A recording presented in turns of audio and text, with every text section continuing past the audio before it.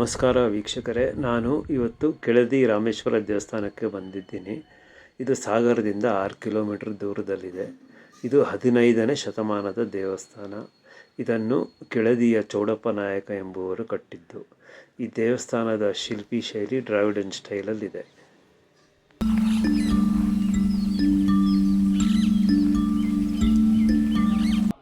ಇದು ಪಾರ್ವತಿ ದೇವಿಯ ಗುಡಿ. ಇಲ್ಲಿ ನೋಡಿ, ಇದರ ಪೂರ್ತಿ ಸೀಲಿಂಗು ವುಡ್ಡಲ್ಲೇ ಮಾಡಿದ್ದಾರೆ. ತುಂಬ ಚೆನ್ನಾಗಿ ಫ್ಲೋರಲ್ ಡಿಸೈನ್ ಕೆತ್ತನೆ ಮಾಡಿದ್ದಾರೆ. ಕಂಬಗಳು ಸಹ ಮರದಲ್ಲೇ ಇದೆ.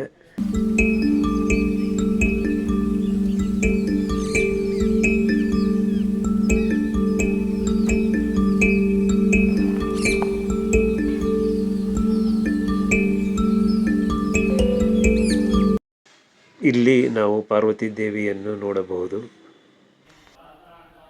ಇದರ ಪಕ್ಕದಲ್ಲೇ ನಮಗೆ ರಾಮೇಶ್ವರ ಸ್ವಾಮಿ ಮತ್ತು ವೀರಭದ್ರ ಸ್ವಾಮಿಯ ದೇವಾಲಯ ಇದೆ.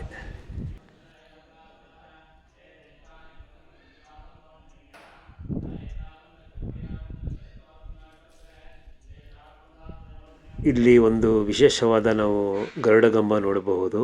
ಇದು 24 ಅಡಿ ಇದೆ. ಇದರಲ್ಲಿ ನಾವು ಗಣೇಶನ ಕೆತ್ತನೆ ಹಾಗೂ ಇತರ ದೇವಿಯ ಕೆತ್ತನೆ ಸಹ ನೋಡಬಹುದು.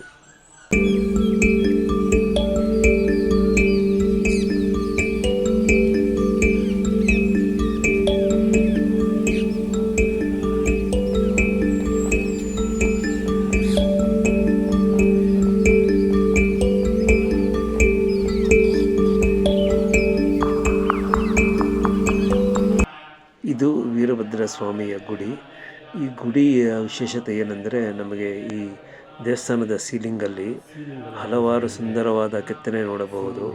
ಇಲ್ಲಿ ದೇವರ ಪುರಾಣ, ಪ್ರಾಣಿಗಳು, ಹೂವಿನ ಅಲಂಕಾರ, ಹಾಗೆ ವಿವಿಧ ಶೈಲಿಯ ಶಿಲ್ಪಾಕೃತಿಯನ್ನು ನೋಡಬಹುದು. ಹಾಗೆ ಇಲ್ಲಿ ಗಂಡ ಬೇರುಂಡ ಸಹ ನೋಡಬಹುದು.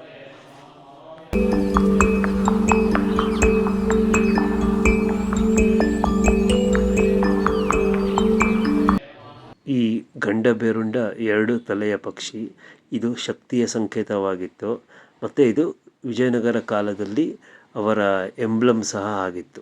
ಇದು ರಾಮೇಶ್ವರ ದೇವಾಲಯ. ಇವೆರಡು ಅಕ್ಕಪಕ್ಕದಲ್ಲೇ ಇದೆ.